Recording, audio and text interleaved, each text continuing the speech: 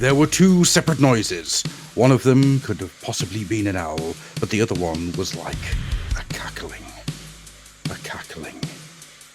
A cackling slug. He created slugs. They can't hear, they can't speak, they can't operate machinery. In other words, ladies and gentlemen, welcome to the Fluffenhammer. Roll the music! Or don't, I'm not your mum.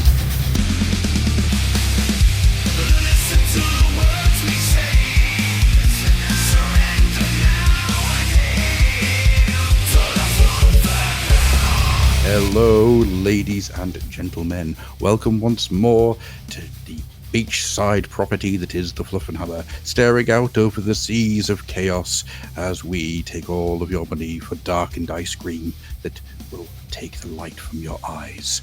I am not alone this evening. Oh no, for with me today is a man steeped in the ways of Oldhammer, a man who has done justice to Konrad, and that in itself is something that's worth celebrating. Hello, Lewis. Hello, how are you? I'm good, man. I'm good. I'm ready to get into some Oldhammer conversation as we get stuck on Zaragoza and never get past it. Absolutely. It's certainly what it felt like at times. Are you saying that the tales of Orfeo the poet are not the very highest of English literature? They're fine. They are absolutely fine. They are interesting. I think they are an interesting response to the stimulus of write a Warhammer novel. But are they the best ones? No, they're probably not. But we're going to carry on. We're going to read them all. Do any other Oldhammer stories have albino apes that live inside a mountain for no reason? No, they don't. Yeah, absolutely nothing.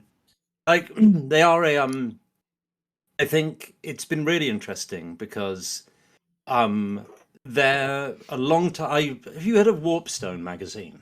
Yes. So Warpstone magazine was the fan magazine for Warhammer Fantasy Roleplay, and it kind of endured from the as a kind of fan magazine when Wuthrup was out of production, and then kind of went on through the first edition that was republished by Hogshead, and then the second edition. It was this fan produced thing, and its kind of heyday was the early to mid 2000s. And I think one of the things that a long time ago got me thinking about Warhammer fiction again was an article in Warpstone about that Warhammer book line, the fiction line. And the guy that wrote that article basically said the Jack Yeovil stuff is really good. Yes. The Orfeo stuff is kind of fine. The Konrad stuff is rubbish. And as I make my way through this line, I kind of hear his voice echoing in my head every time I kind of pick out what I'm going to do next, because I don't think that's that's kind of true. Like, definitely all of the Jack Yeovil, Kim Newman stories are better than the other ones by an order of magnitude. There isn't there isn't a Brian Craig story that is as good as a Jack Yeovil story. There isn't a David Ferring story good as Jack story. But the thing I've kind of adapted to it is that the Konrad stories, the three stories that David Ferring / David Garnett did, which were Konrad, Shadowbreed, and Warblade. Yeah. And then the three Orfeo stories by Brian Craig / Brian Stableford, which are Zaragoza, Plague Demon, and Storm Warriors, are actually two sides of the same coin. And if you could blend them together, you would get a really good piece of Warhammer fiction. Because I think the problem with the Brian Craig ones is that Brian Craig fundamentally isn't interested in the Warhammer setting at all. No. So he's gonna go, okay, I've got the sense of this. Okay, right. It's sort of late medieval, early modern Europe, and there's things like that in it. Okay, and sort of there's an evil force out there that people don't like. And then he was away writing pastiches of Edgar Allan Poe, writing Yep. pastiches of Ashton Clark Smith, and that was him done and dusted. Never Hmm. really being very interested in writing anything about Warhammer. And then the way that David Ferring approaches it is he goes, I am writing this for teenage boys, probably aged sort of 13 to 14. Yep. And they're into these weird little miniatures. So what I'm going to do is I'm going to make sure a load of the weird little miniatures are in the story, and then they will be happy. So there's a bit where he Chaos Warrior, and he fights a Skaven, and he fights... and there are dwarves, and it's like way, way, way more. I always say that it's almost like a Warhammer novel. The others are all written using Woofrup as their kind of their lore guide, and the David Ferring ones feel almost like it's Warhammer Fantasy Battle. But the thing is getting the monsters on the table and sort of bashing them against one another and having your protagonist kill that type of monster. And I think if you could get Brian Craig to admit that some of the things that the Warhammer designers came up with were interesting, then you could get in the way that David Ferring acknowledged, like, people that want to buy these books will find these things interesting. I think the Orfeo books would feel really different. But Brian Craig went, no, I'm going to make up everything myself, essentially. So he sets all of his fiction in Tilia. No, not Tilia, Estalia, I beg your pardon. Estalia, yep. Nothing was ever written. The Border Princes, again, completely like a blank page on the map. And then his third book set in Albion, also at the time it was written, absolute blank page. And he resolutely refuses to engage with any of the setting materials that have been kind of handed to him. You ever seen that? There's that Twitter meme, is it, of somebody saying, like, I ain't reading all that. Can I swear on your podcast? Absolutely. Absolutely. Yeah. So there's that Twitter meme of somebody saying, I ain't reading all that shit. Oh, I'm glad it happened to you, or sorry that it happened. And it's a bit like that. That he's just gone, okay, yeah, there's this stuff. But I'm not going to, like, he refused to read Realm of Chaos, really clearly refused to read any of the stuff beyond the Warhammer Fantasy Roleplay core book, and has kind of pieced it out from there. Yeah. But sorry. Go ahead. There's a weird thing when it comes to both series of books. You're absolutely correct there. They are two parallel lines happening that should have been a single track, but they're not. They are very much made of their own metals and very much attached to their own planks. There's a joy to be found, though, in when you go back to them as an adult. I mean, Konrad, that's a weird portmanteau I've just created there. I reread Konrad about 5-6 years ago, for the first time since I was 18, I'd guess. And what stunned me is just how bad it actually is. Especially when you get to the end of Warblade and just go, hang on, what? You're absolutely right. It is just throwing the ideas from the tabletop against each other in ever increasing circles until you get an actual war game, which is taking place on a bridge, which has got more to do with Warhammer Quest than anything else. Yeah.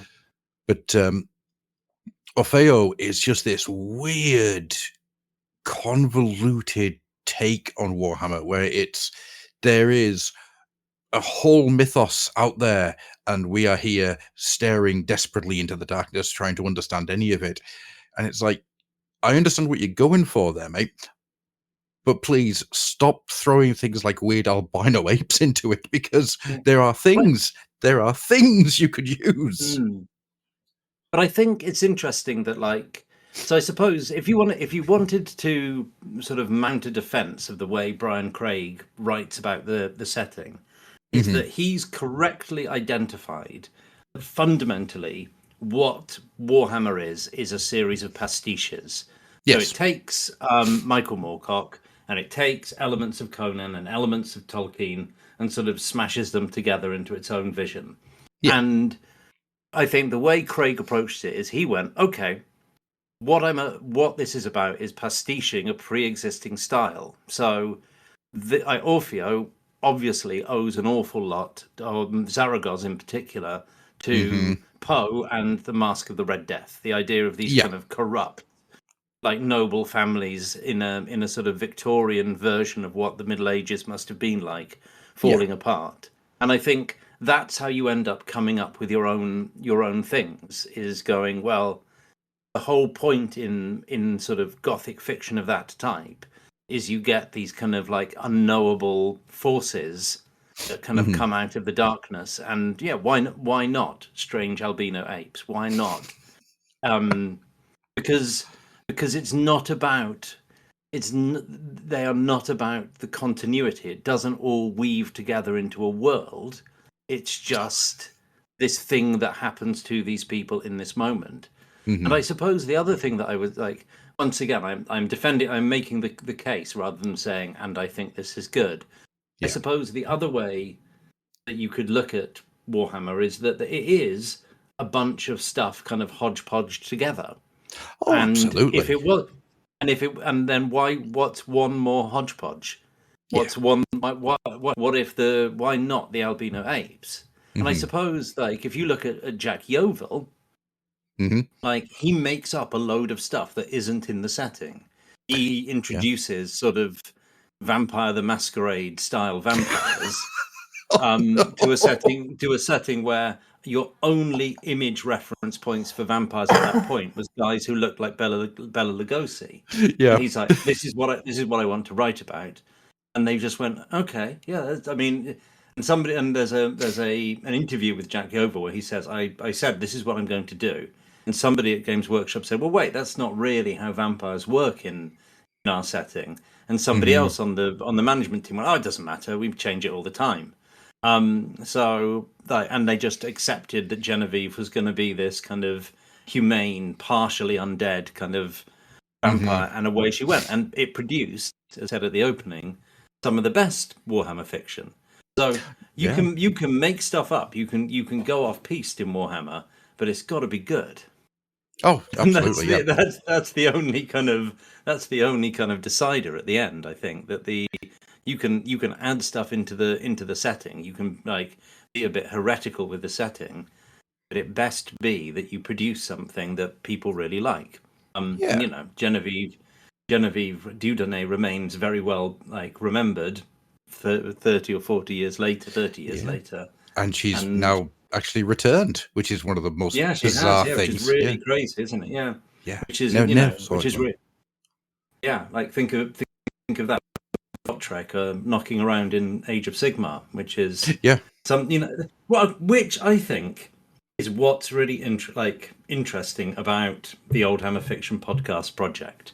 That what I find. So I started out thinking what I'd like to do is do some voice recordings of this fiction that I enjoyed when I was a kid, and I think I originally thought that what I was going to do was a podcast that was based on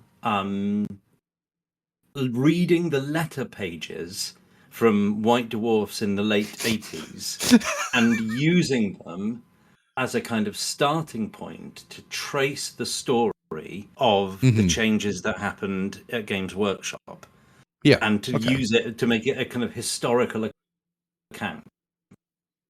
That's a really cool idea. I was going to you'd look at pages. It is a good idea. But the thing with it is it's an awful lot of work. And it occurred to me that it wouldn't really work as a discursive podcast, and what it to sound like is I'd write it would, if for that to work, it would have to be an essay where you can read the letter page and then do the analysis.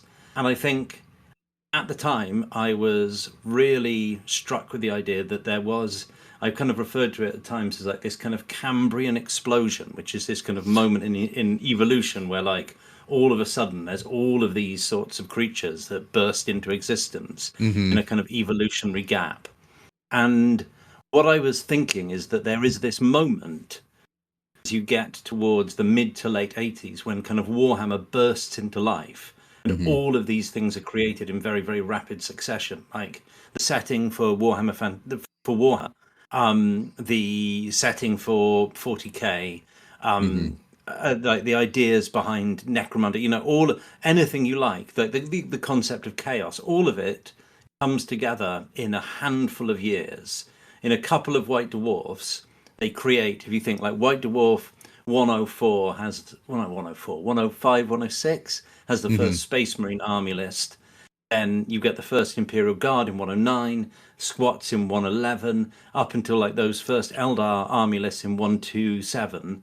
And in that time, in that space of about 2 years, they create the recognizable 40k universe that we have today. So there's all of this stuff happening really, really quickly. And I thought it would be really interesting to write a history that traced that process, going back to the sod off Brian Ansell White Dwarf contents page as kind of like the starting moment, and then taking it through to I suppose to Brian Ansell leaving and the release of fourth edition. And I think that's always been my interest, is the idea of this, although immediately I wasn't like, I'm interested in the Brian Ansell era and associating it with Brian Ansell quite so intently. I think I have realized over time that it's become a project about Brian Ansell's Games Workshop and the ideas that they were playing around with at that moment. So, like I was saying, that was the original idea, but I realized that would take an immense amount of work. But then I remembered that I'd always liked these stories and always thought it would be fun. I think when I was a kid, I wish there was an audiobook of these early stories. And Same. What I could do is record those stories and then maybe not produce a half-hour long kind of commentary on a letters page and get in White Dwarf, but I could put a 10 to sort of 20-minute commentary at the end of that article, at the end of that short story, that use the short story as a way of writing something analytical about Games Workshop or the late 1980s or something like that. And that's where the idea for the podcast came from. That was the kind of the original concept. Can't remember why I was telling you that now. I thought that's... Well, we got into... See what I mean about organic conversation? It just happens. I do, yeah. Yeah, we're talking about sort of Orfeo and the difference in the writing between Geimer and Ferring and... Yeah. There was something in the in-between space, but I can't remember what that was now, where I was going. So that's where this idea... this idea came from, and I think it is this kind of, and I think it's ended up being, not in the same way, but I feel like we're in this kind of massive period of retrospection on Games Workshop. There's been an explosion in turn in Warhammer history writing at the moment. People going around and interviewing these people. If you look at Jordan's Sorcery and Filmdeg, that do those videos that have come out, you've had Talking Miniatures, which has been produced, you've got Dice Men, you've got Rise of the Grimdark, and clearly people are thinking like it's time to start writing, like getting stuff together and kind of getting together memories from people about this time, and then also thinking about all of this stuff in a kind of critical way. And that's what the project has become. Is I think when I started, I thought I'm not like, I'm going to do the short stories and then see where I get, or I'll do some of these short stories and see what I think. And I was often like, originally I started off with a story I really liked. I did Reavers and the Dead, which if people haven't listened to the podcast, if you haven't listened to the podcast, there's sort of been a really strange opening where I haven't explained anything about what this podcast is until about 25 minutes in. But I started off doing that because I thought that's a great story, and if I only do one, I'll have done that. I really like this story, and I focused on reading the stories that I liked, and then slowly but surely it became a project where I was like, nope, I'm going to produce a critical review and an audio version of every single piece of the fiction from this line. Yeah. And built into that is the idea that these stories may not all be very good. But nevertheless, we will, like, in some ways, reflecting on them and listening to them and having your own thoughts about what's wrong with them, is just as interesting and just as worthwhile as listening to the absolute bangers, listening to Geheimnisnacht and being like, oh yeah, here come like Gotrek and Felix, and spreading and what I've had to do is spread out the stories so that we're not going, right, it's Konrad season, and for the next 3 months I'm just going to read every single one, like the entirety of the Konrad series all the way through. And I'm kind of chopping up like all of the Jack Yeovil stuff and spreading them out. But I think it's become a piece of critical theory, not critical theory, like it's become a piece of lit crit in terms of like going, okay, what does get thrown up by this? What is interesting about this? And I think Konrad is really interesting because I think when you read it, it's not very good, but people have intensely positive memories of reading Konrad. And that gets me, like, one of the big things I reflect on with the Warhammer fiction line is this idea of it being fiction written for adolescent boys. They were given the brief when they were write for an intelligent 18-year-old. But I think things had kind of slightly slipped through their grasp by that point. And really, the average Warhammer novel reader was probably 14, 13, that kind of thing. Yep. I read them when I was 10. So like the original ones, which was pretty intense, but like you could cope, you know. And I think so they're these things written for adolescent boys. And the big thing it's thrown up for me is actually Warhammer is obviously a thing aimed at adolescents. It is not about being an adolescent. So if you compare it to something like Harry Potter, there is a thing of like, clearly this is a fandom that has developed, and it has developed, and it's, you know, in its heyday, it was really intensely enjoyed by adolescents. But that was in part because it was aimed at, it was about the experience of being an adolescent. Yeah, I think absolutely. The Harry Potter books, when long-time listeners are just waiting, going at them, go on your Harry Potter rants. I'm not going to do that today. The way that Harry Potter is produced, there is a long line of stuff that goes right back to The Lion, the Witch, and the Wardrobe. And even before that, actually, in a lot of ways, you can go back to about the 1800s with it, where it is the escape fantasy for an adolescent, because adolescents intensely are, more often than not, very uncomfortable in their own skin. They are looking for a purpose and path in life, and everything is very confusing and often expanding and at a exponential rate. So those stories absolutely can focus in on that as a form of escapism. And then there's another strand like that, I suppose, of things like Conan, where it's just unadulterated power fantasy. Where you're like, well, what if I wasn't an adolescent? What if I was a very strong barbarian who hit people with a sword, and then I wouldn't have to worry about these things? Exactly the point I was going to make, only with He-Man. And have you ever heard that thing about He-Man and the shape of his body? I don't know if you've heard this or not. I remember talking to one of the designers many years ago, and the way he put it was he had to be as wide as he was tall, which is like. But the point, I read a thing that the point of that is He-Man was aimed at 5 and 6 year olds. He was a toy for younger children, and so his proportions are actually the proportions of a 5 and 6 year old rather than a 9 and 10 year old. Holy hell! You see what I mean? If you stand him next to an Action Man, he's a really muscly, like, early child, whereas Action Man is a kind of fantasy version of a 10-year-old, like with a kind of long, thin body, and He-Man is sort of small and squat, but hugely muscled. So so if you hold him as a 5-year-old, he sort of looks like you, but in your fantasy form. Interesting, eh? I thought that was really good. I've never heard that, but that's amazing. It like sounds plausible, doesn't it? It does. It really does. Yeah. And it explains the weird knees that they've got if you think about a toddler running. Absolutely. Yeah. So, but anyway, yeah. So I Yeah. think the weird thing about Warhammer as a phenomenon is I don't think Warhammer actually, if you look at like the miniatures, actually feeds into either the kind of the unadulterated Conan fantasy or the No. adolescent fantasy.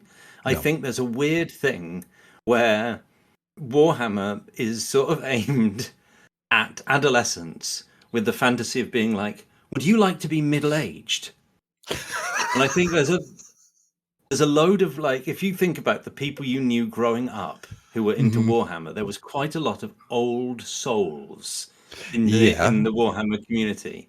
And I think there's a weird thing of kind of going, we're like, obviously there are like shirtless barbarians in Warhammer, and there are elements of the Conan of like, but like think back to Warhammer Fantasy Battle and your signature kind of like central protagonist race is all a bunch of middle-aged men with huge moustaches. You know what I mean? Like you're not like all the people from the Empire are all like they're the most famous, the most cool people are kind of grizzled middle-aged men. Yeah. I think I think there's a whole thing of like going Warhammer represents the peace that you will one day achieve when the nightmare of adolescence is over. And it offers an escape from adolescence rather than a better version of adolescence. So, and how that manifests itself fundamentally is that Conan fucks and Warhammer doesn't. Correct. Yeah, that's very true. Yeah, and it's like Warhammer, like Conan has sex with people, and you look at Conan and go, "Wow, I wish I was Conan and I was having sex with princess." This kind of problematically racialized princess. That would be so cool.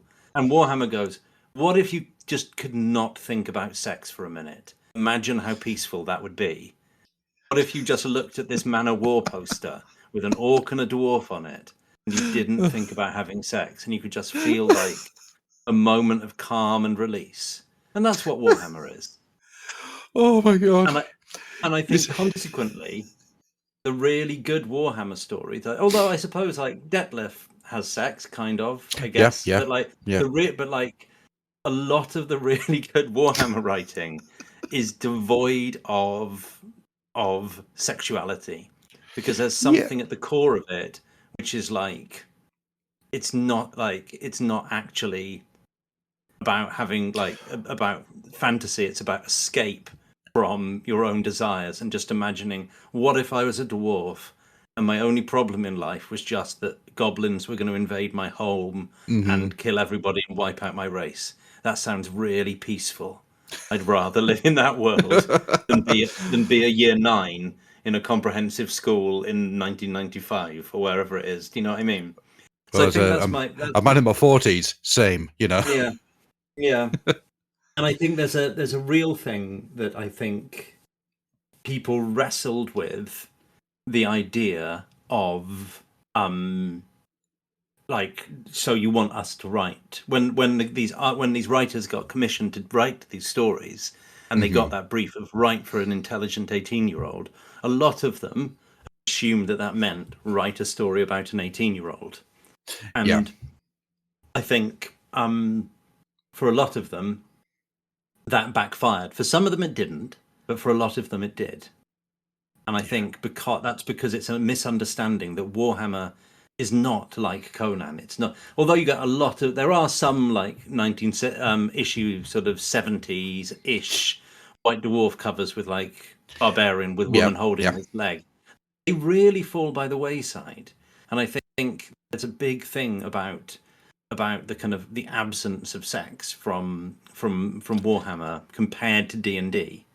I think has always been about that kind of had that kind of horny fantasy kind of element to it. Absolutely. D&D is the power fantasy, whilst Warhammer Fantasy Roleplay was you start as a shit farmer and hopefully you get a better class of shit. It's an interesting point, actually, because got me thinking about this in a way I haven't thought about before, which is funny because one of the things I was going to say was one of the reasons I like the Oldhammer Law podcast is that there's a thought experiment there, and there's a real sense of thinking about things from a much larger view than just being a Warhammer fan. So it's fun that you've come on tonight and you've now got me thinking about sex in Warhammer in a way I haven't thought about before. So thank you for solidifying my own opinion. Yeah. And it's not.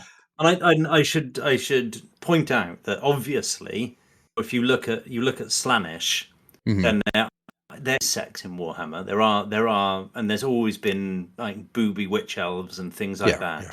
But I think compared to a lot of other kind of contemporaneous 1980s fantasy writing and stuff like that, it's always been a lot lower on sexuality than anything else, and there's been this kind of like escape from sexuality kind of thing. In a strange roundabout way, a lot of the sexuality and any sexual experiences in the Boxtree book era and Games Workshop book era of Warhammer, it's treated as an aberrance.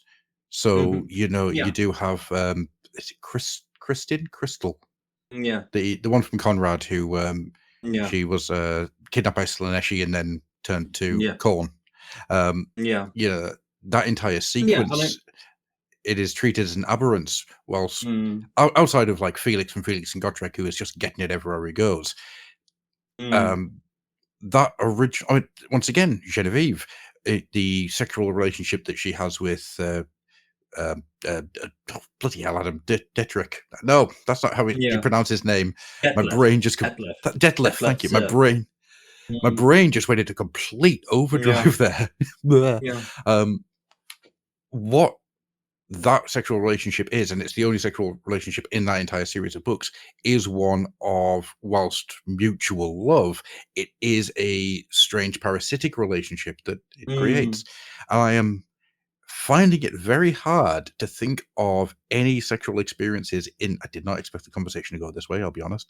Any sexual experiences within those Boxtree book era of Warhammer books, including the 40k ones, that has any positive sexuality in it. Like any positive sexual act, I should say. There isn't one. No, I guess. I mean, or it ends really badly, or in a kind of tragic way. I suppose. And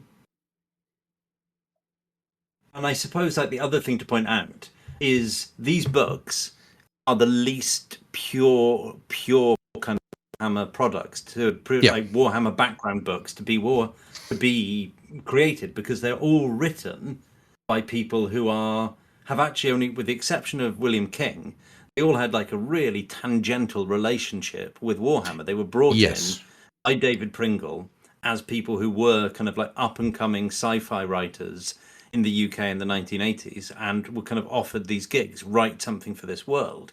And I think if you bring in a normal person and go, here's his setting, and then people go, oh yeah, right, okay, so I'm going to write for it. But like people have human relationships in this setting, right? Like they have like, they fancy each other and they fall in love. And like David Pringle is probably like, well, I mean, yeah, I suppose so. And then when you get them, you're like, oh wow, that's actually really rare when you compare it to the setting as presented by the people writing the game, because absolutely, partly because it's a war game, but like they inject, like all of them inject like some human desire into the stories, and they all push the envelope of what can be in that setting. If you look at is that true? Yeah, I think if you look at all of the fiction written by insiders, people actually working for Games Workshop, it's just not a thing. I think it just kind of doesn't come up. Like, think I did all of those short stories from Lost and the Damned. That were all written by Jervis Johnson and Rick Priestley and people like that.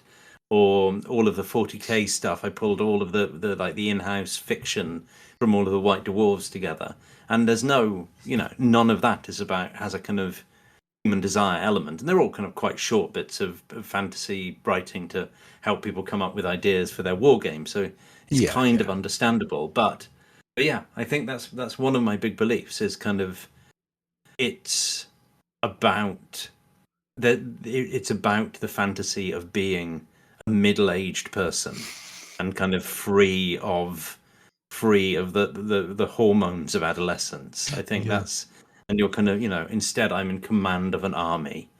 I'm responsible for running this thing, and that's that's probably a big part of it. Like, what if I was old enough to have a managerial role? That's that's the Warhammer fantasy. Fantasy battle.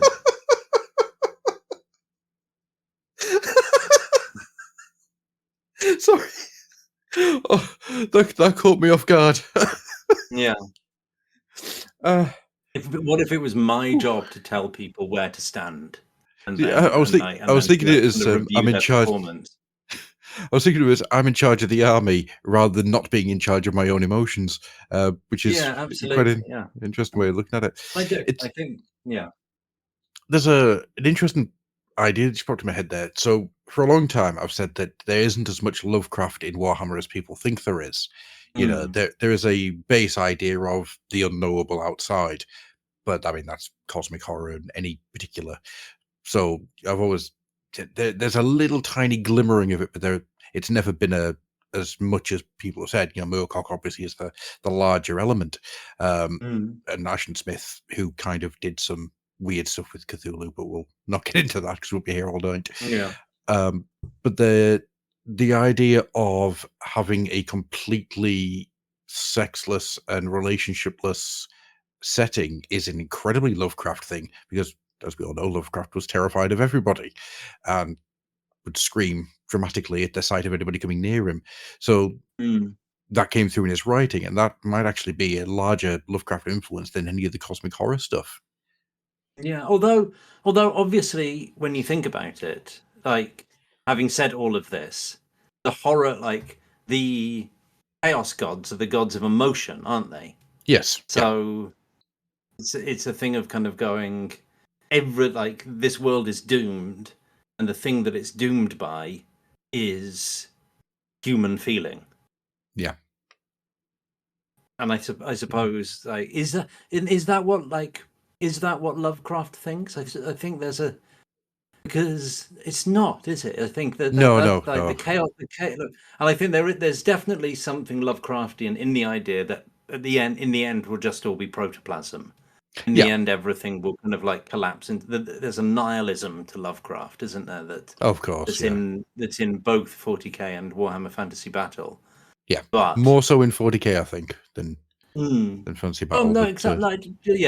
Well, it kind of goes up, except it goes up and down, doesn't it? That the thing that always fascinated me about Warhammer Fantasy Battle is that there's a section in the Warhammer Fantasy Roleplay rulebook where they go, by the way, everybody's doomed. The warp gates exploding means that there's an inevitable kind of steady flow of chaos across the old world, and everything will be destroyed. We can hold it off a bit.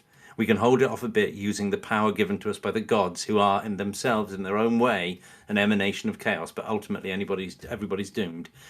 Anyway, who wants to go on a riverboat? Me, I do. And then and then you go off and have these like very, very like low level adventures about like trading up and down the Reich. But there's stuff in the original rulebook that is about like we're just involved in a slow motion nuclear power plant collapse that's going to destroy the world.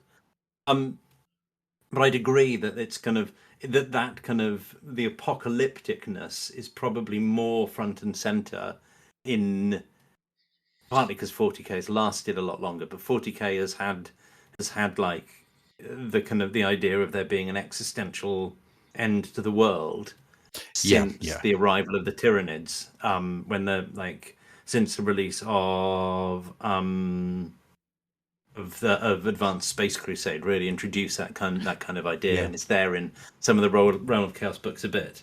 Absolutely, I think there's a development of a kind of apocalypticness that's always been central to 40k and kind of fades into the background sometimes in Warhammer Fantasy Battle. I think that's the Warhammer world for you, though, isn't it? It's the apocalypse is happening in slow motion around you. However, this shit still needs to be farmed, and yeah, absolutely. That's a big chunk of what. It's one of the things I think that drew me in way back when I mean, Konrad was my first book, so read from that what you will. And not even the first Konrad book, Warblade was the first one I read. Oh wow, that's really confusing. Oh, you have no idea. So, I mean, my cousins were into Warhammer, playing a lot of the tabletop game.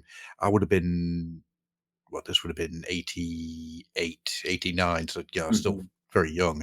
And for whatever reason, I was in a bookshop with my mum, and there was it's got the Warhammer logo on it. Oh, I'll get that. Read that and just went, what the shit is this? Actually, I don't care. This is amazing. Yeah. And I remember going back to it when I went back to it. It's actually longer ago than I think it was, maybe close to 10 years ago. And I just came to the point in Warblade with the Chaos God that retired. And just, what? What is this? I totally forgot that existed. And yeah, it's a strange read. yeah.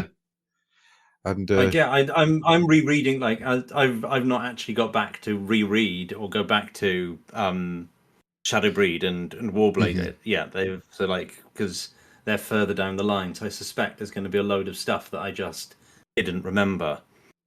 Oh, trust me, there is. There is. Yeah.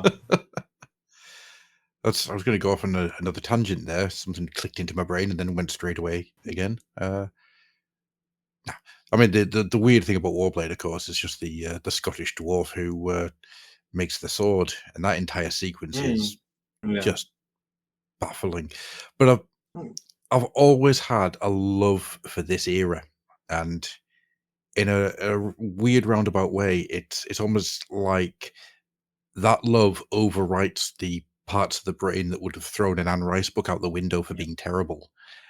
And I'm yet to work out what that is, because it's not nostalgia, because nostalgia is poisonous, for want of a better term. You know, you don't remember the nostalgia, you remember the last time you had that feeling of nostalgia, and it gets changed over the years, which is why it's a diminishing return, which is whole science behind the psychology of nostalgia, which once again, not getting into.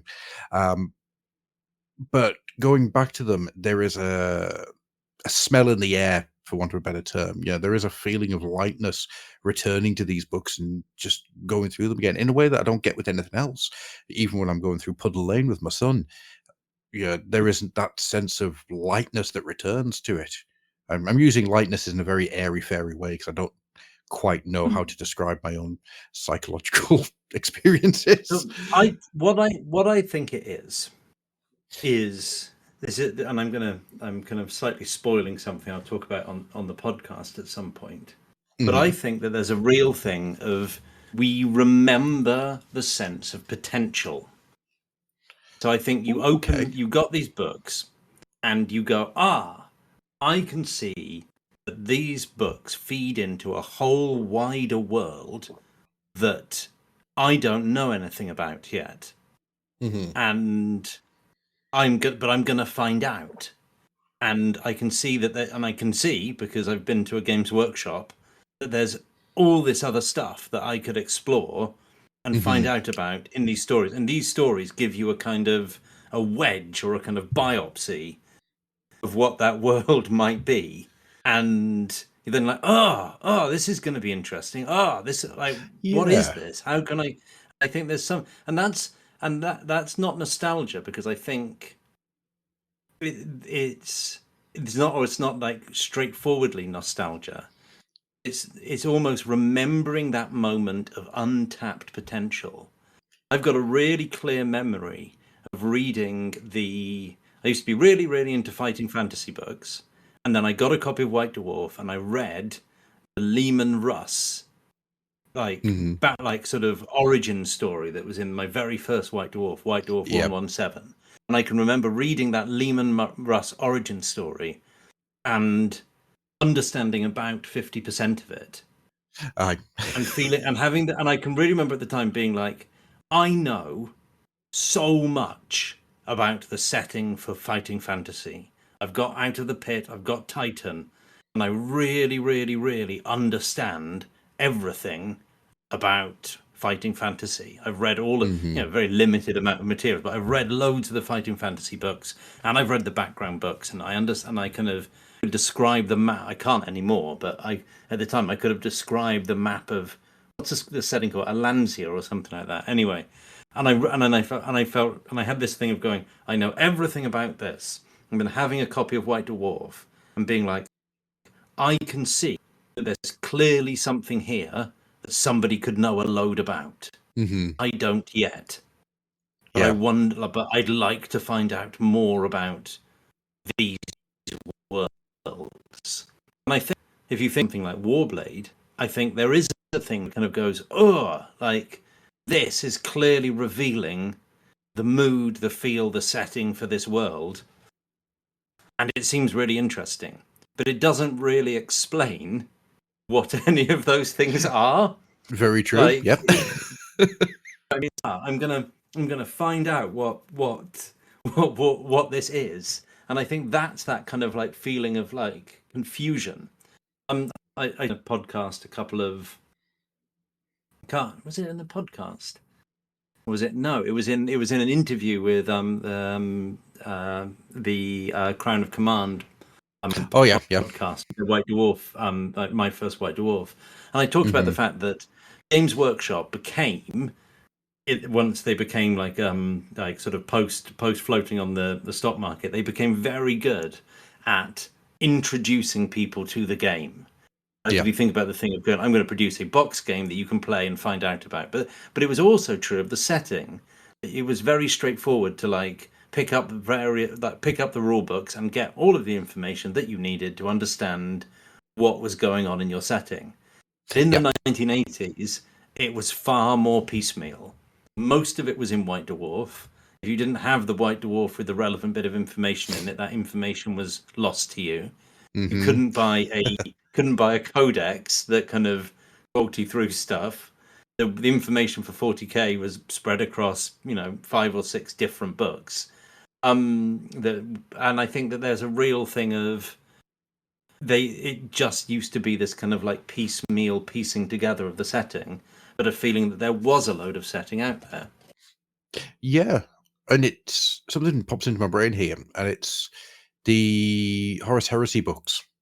And there's a little bit at the beginning of the Horus Heresy books where the Chaos Gods are fairly amorphous. They are not really a thing. They are an unknowable power rather than separate personalities. And I was disappointed in the Horus Heresy books when they started being the personalities. And I think that's exactly it.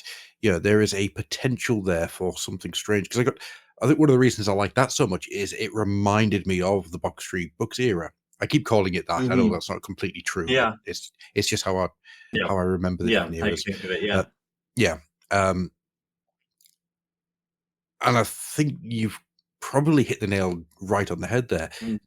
The world, the setting itself hasn't been piecemealed and described in excruciating detail and sold to you yet. It is still very much an evolving experience where whatever is out there, it is up to you to find, through the confines of your own imagination. And I also think there was this is something I've talked about quite a lot on the podcast, but you get these kind of alternative, like potential futures that could have happened, where there were all different elements of the setting, and they could have gone in really, really different ways. So, like, think of like they may, and a lot of the changes that happened because of aesthetic things to do with model design. But one of the things that's been really interesting is to look with like the Film Deg videos and Jordan Sorcery and things like that, is they've really thrown up. But there was a moment in 40k where they went, everybody needs to have their own weapons. Orcs shouldn't use bolters. Space Marines shouldn't use shuriken cannons. There should be weapons associated with each race, and each race is different. Each race is kind of getting things from its own supply, and that means that on the tabletop, everything looks really different from everything else, and every army's got a really distinct feel. And you can see why they made that choice. But what that feeds into is actually feeding into a world, a setting that you end up with then, which is really clearly this war of all against all, where Yeah. the only way that things can interact with one another is through chopping one another up and fighting and kind of like absolute kind of xenophobic hatred for one another. And that's the 40k we know today. If you go back to Rogue Trader, there was far more of an idea that alliances in your local area might form, that you might have kind of orcs allied with human pirates and all of that kind of thing. And if they'd stuck with that, that would have produced a very different, a more sort of Star Wars-y kind of universe than the one we ended up with, of these very, very distinct factions all hacking away at each other. Not to say that would have been better or worse, but it's a possibility. If they hadn't ditched the idea of lore from Warhammer Fantasy Battle, what would have happened with the gods of lore? What would have been developed there? And clearly, that's still a thing when the first set of Warhammer novels are being written, and then they kind of go, "Oh no, this is no good," and they let it go. But it's there, and people are playing around with the ideas. And if they carried on with that, it would be really interesting to see what they would have produced. Like maybe it would have been really bad, but it's interesting to think that there were these moments where other thoughts were being had. Absolutely. And I think it's one of those weird things when you get into, I'll say fifth edition Warhammer Fantasy Battle. That's when things become solidified. It's also possibly connected where I originally jumped off towards the end of fifth. What you got was a complete world. There was very little in the way of exploration through the confines of your own imagination at that point. Everything was, here is the world. And same with 40k when that hit third edition. Here is the universe. And I'm not saying it's better or worse than what came before. It simply is what it is. And for somebody like me who's was spending his evenings very happily when he should have been asleep or possibly doing homework, just staring into a Warhammer Armies book and imagining what could be, what you could create from that. And not just on the tabletop either, in fantasy roleplay or just as a story. Yeah, there is that really weird sense of there is no longer a sense of everything you need is here and all the stuff on the outskirts is up to you. More of a, here is some story hooks we've left you to do stuff, but everything is mapped. Two very different takes on the same idea. And as I say, I don't think one's better than the other. It's just different. I think, and you kind of tie into stuff there as well with meta plot, don't you? Yes, and the kind of thing of like people want, like, whether you want the story of a setting to kind of to grind on, and what that means for sort of creating your own universe. It's interesting. I was really into the World of Darkness in the role-playing games, and sort of, and after I got out of Warhammer in sort of early adolescence. But when I think about it, I very rarely played those games, but I bought the books because they became obsessed with telling you, well, there's this kind of meta plot that you can follow in this setting. And kind of, and buy this book and then you'll find out what's happening next, and you'll be privy to the secret knowledge and all of that type of thing.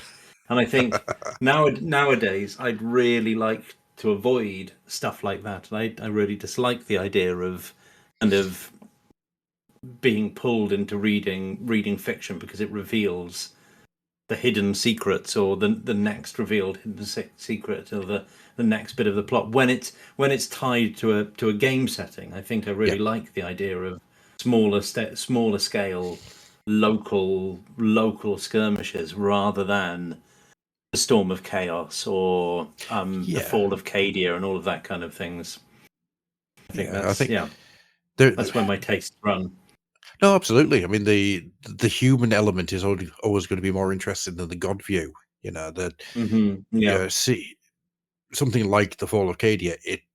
Let's not beat around the bush. Yeah, it's all big and cool. It's like, oh god, an entire planet. Yeah, but there is nothing for you as the reader to get connected to, because it is a planet exploding. Who's experienced that yet? But something like the for some reason the short story Steel Demons going around my head, where it's three guys in a tank just driving around a city having tank battles, and it's it's just everything that they experience, which is a really harrowing story without ever really getting to big gribbly demon creatures. The claustrophobia of being stuck in a tank whilst enemies with rockets the size of a 5-year-old are being thrown at you. Sorry, rockets the size of He-Man are being fired at you. And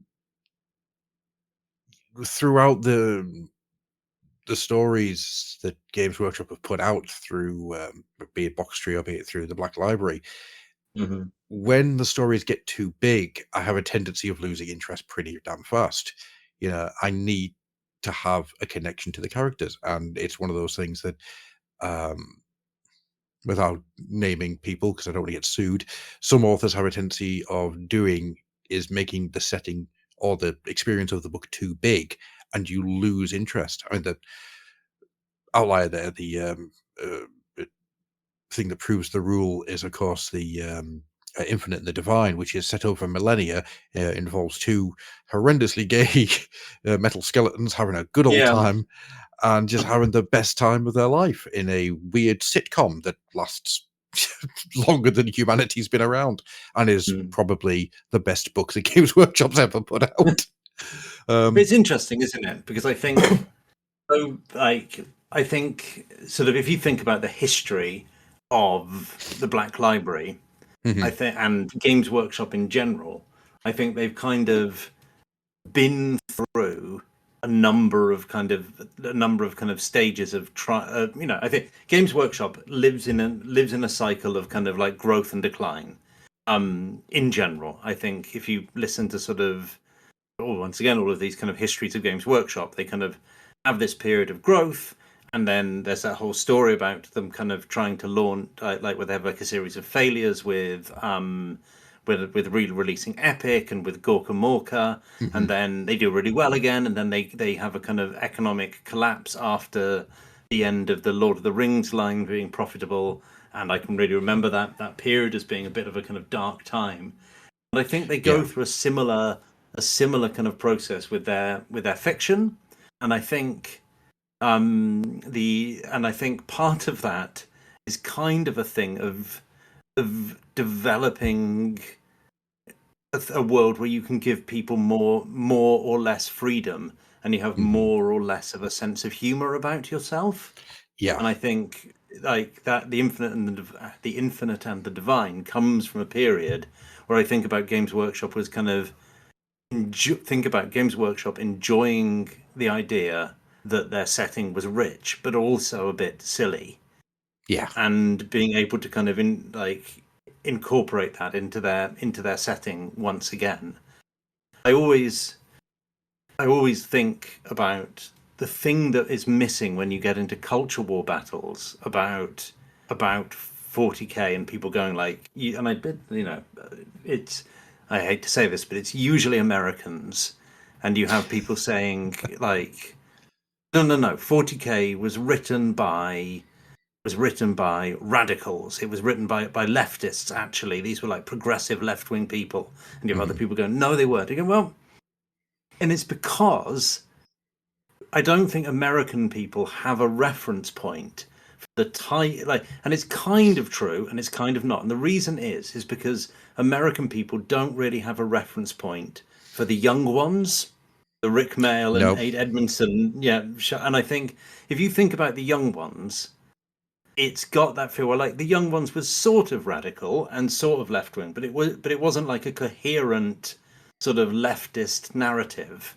And that's the type of thing that inspires the kind of the worldview of really early 40k, a kind of anarchic, sadistic, kind of like despising authority, but not necessarily having very much compassion.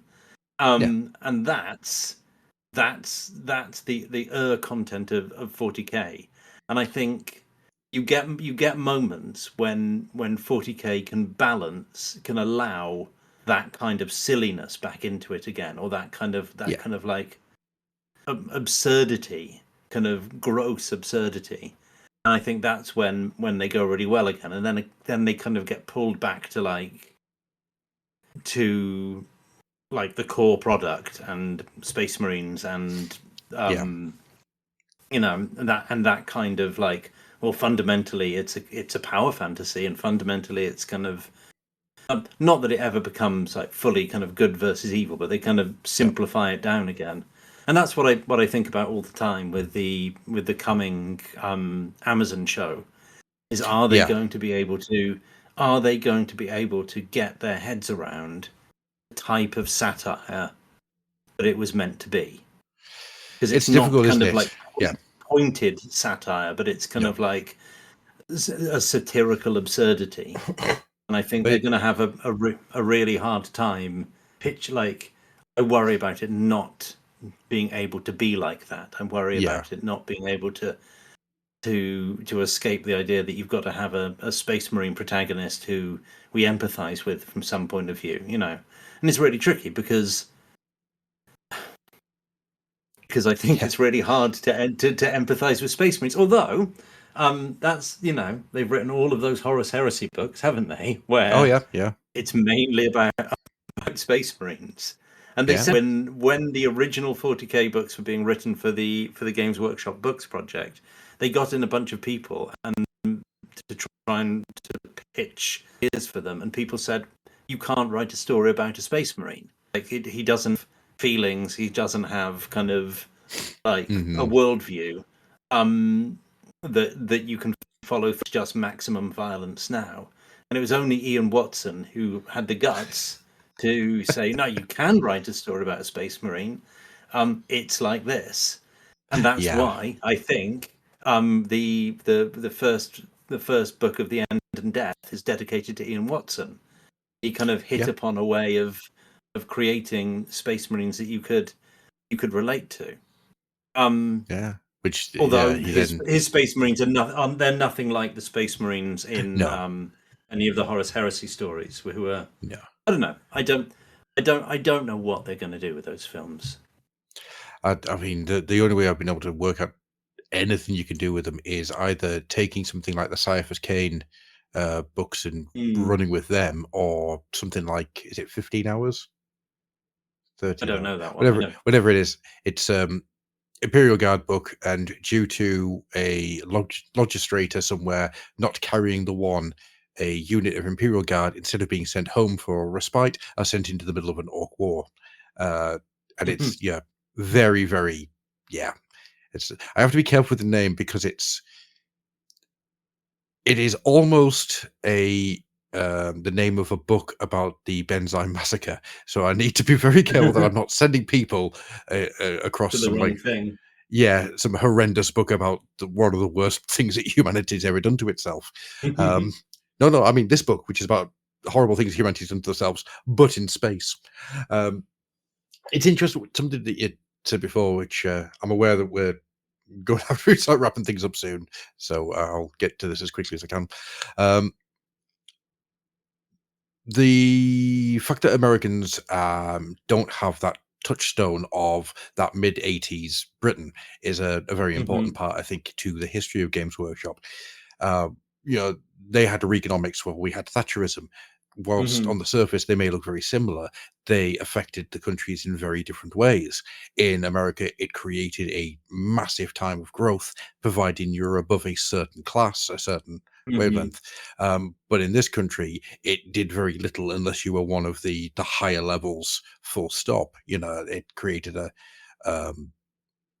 ripples in the lower classes that were being felt right the way up through the middle classes because of various things. I'm not going to get into the full politics of that one because, once again, we're here all night and I am aware that we have a certain amount of time.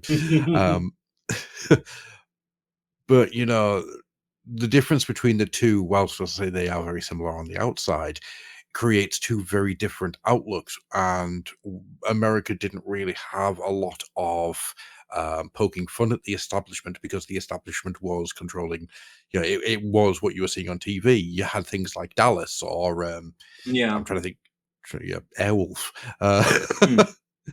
Whilst, here we did have the young ones, not the 9 o'clock news. There was a lot of anarchy that was being broadcast on the BBC, for crying out loud. It is but I think mainstream. the important, like, I listened to a thing where people were talking, like, the of Gazgul Thraka being named after Margaret Thatcher, and Games Workshop has like, or the people that, I think, I can't remember who it was that wrote that now, it might have been Andy Chambers, but said, like, that wasn't what we were doing, and people are going, oh well, they can't admit it was, but I think that misunderstanding, and I listened to a podcast called Imaginary Worlds, where they talked about, where they looked at, like, different subcultures, like different kind of fantasy worlds, and they did one on Warhammer. They were interviewing American people at a game store, and, like, this guy was talking about the kind of the radical history of Games Workshop, and saying, like, they named one of these orc warlords after Margaret Thatcher. And that was, like, sticking to. And the point, and, like, what it struck me as, is he was saying it, or it seemed to me like he was saying it, as if that was like a kind of defiant political act. Yeah. Rather than the far more British thing of going, look, a weak pun. Yes. And enjoying, like, and I think it's far more just understanding that people, like, all of that kind of satire. It wasn't like biting kind of cutting commentary that kind of was meant to change people's hearts and minds. It was just a series of kind of anarchic, defiant, but not necessarily highly politicized jokes. Yeah. And it does come from a dislike of authority and all that kind of thing. And I think people like Graham Davis probably were a bit more like that, but I think there is, it's not really a highly politicized thing. It was satirical and mocking and anti-authoritarian, but without a lot of philosophy behind it. No, it was unfocused. Yeah, exactly. And I think that's why the debate around female space marines has always seemed so odd to me, because it's ended up with this thing of people going, like, no, it was never meant to be like this. Like, clearly it's always been about men, and that's really important. Other people going, no, look at the history of Games Workshop, like, it is this progressive thing, and there's no reason they wouldn't have done that, and they're only doing it in response to, like, people, they weren't women because they didn't sell, because people at the time were sexist. And I think the best argument, if you want to kind of appeal to the ancient history of Games Workshop, is like, people just did things to see what it looked like, and they changed it if they thought that was good. And what they weren't, above all things else, was precious about this setting that was fundamentally an absurd joke. Yeah. I think if you like, if you remember that, 40K is fundamentally an absurd joke. And if somebody says to you, well, I don't want you to change elements of my absurd joke, then that sounds really silly, doesn't it? But, like, it can anarchically and foolishly become anything you want. Yeah. And I think that's what I'd like 40K to be. It's like, it'd be fine. It won't hurt anything. And I think you can't, like, the defense of the setting, the defense of lore, has a really depressing relationship with the setting, and it doesn't sound like it's a very good thing to be into, because you want it to be these. You've lost track of the idea that these things are sort of like is meant to be as kind of like absurd body horror, bureaucratic nightmare, and not some sort of like deeply rich, ongoing narrative with its peaks and troughs, and these characters that you really kind of like engage and empathize with and follow through on their journeys. I don't know. I am definitely rambling now. There's always two ways of looking at anything, and I'm a firm believer that there are two tenets when it comes to not just Warhammer as a hobby or as a passion, but anything that you find passionate about. And it's that if you're not having fun doing it, why are you doing it? If it's raising the blood pressure, find something else to do for a while, because these things are here. They are for you to connect to in order to relax, escape, and enjoy. If you don't like this, try fishing. Or whatever. The other thing is that this is your hobby. Do with it as you please. I'm a firm believer that you should take everything that's there as a launching pad and do whatever. If you want to make Gene Stealer Cult Space Marines, go right ahead. Just enjoy it, because the only conversation I'm going to be having with you is asking you how you did the modeling work on that. That's a really interesting patriarch driving a Land Raider, whatever. And it's the same with the female Space Marines. I love seeing what people make with it. Right. And I just find it really bizarre that people will spend energy fighting the corner of, no, you can't have that. Why not? It's theirs. Yeah. I think that, and that kind of comes back to our kind of our meta plot thing, doesn't it? Is this world of like going like, well, this is the official setting rather than this is a sandbox. Yeah. Is kind of has led to that thing that people are like, no, but what really happened? It's like, I don't know, man. Does it matter? What really happens is probably going to change in 10 years' time when they rewrite some of the backstory. Yeah. And I will never ever forgive Games Workshop for getting rid of my beloved Deathwing. Absolutely. Knights. Yeah. But yeah, there's a strong argument, I think, to be made that everything. What's the saying that they keep throwing out there? It's everything is true, everything is created, or something like that. And it's exactly that. You take from it what you want to take, and it's the same with the Boxtree Books, which I know we've gone away from now. Take from it what you want to take, because it is, at the end of the day, a form of entertainment and something for you to enjoy. If you don't enjoy it, take a step back for a while. Go do something else. So learn to fish, or take up rowing a boat. I don't know why I'm going for water-based hobbies here. They're the only things I'm thinking of. Getting off my sandbags now. Yeah. Absolutely. I'm aware that we were meant to finish nearly half an hour ago, so that's really good. I thought that's quite like row a boat is a good thing to end on. I think would be quite good. So, Lewis, if you would like to tell the people where they can find you and what sort of things that you do, just throw it out into the world and let people come to you like you were summoning wasps. Yeah, so you can follow me on social medias. I'm on Instagram and Blue Sky at the Oldhammer Fiction Podcast. On Twitter, you could probably find me by searching for the Oldhammer Fiction Podcast. Although I'm actually at Lewis Kerno, because it's a Twitter account I had before I started the podcast. And you could also check out the podcast itself, which you can find on most on Spotify, or indeed any other podcasting service you care to use.